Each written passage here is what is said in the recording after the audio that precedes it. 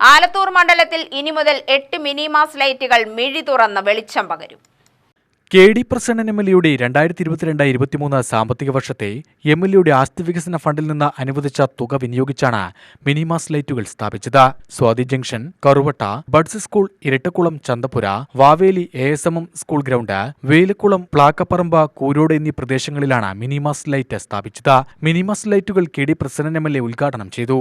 ഈ പഞ്ചായത്തിൽ ഇപ്പോൾ ഒരു 10-60 ലൈറ്റ് വിവിധ സ്ഥലത്തായി സ്ഥാപിച്ചിട്ടുണ്ട്. ഇനിയും കുറച്ച് ലൈറ്റുകൾ കൂടി സ്ഥാപിക്കാൻ വേണ്ടി പോകുന്നുണ്ട്.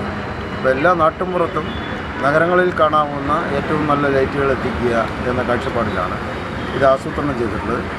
ഏറ്റവും പ്രധാനമായി ഇപ്പോൾ നമ്മൾ കേന്ദ്രീകരിക്കുന്നത് ഇതുപോലുള്ള ജംഗ്ഷനുകൾക്ക് പുറമെ നമ്മുടെ ആരാധനാലയങ്ങളുടെ മുൻപിലാണ്.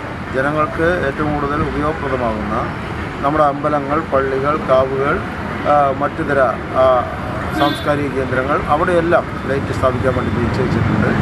അതെല്ലാം ഒന്നിനു പുറകെ ഒന്നായി വന്നുകൊണ്ടിരിക്കുകയാണ്. ഇന്നും ഇപ്പോൾ അത്തരം ലൈറ്റുകളാണ് ഉദ്ഘാടനം ചെയ്യാൻ വേണ്ടി.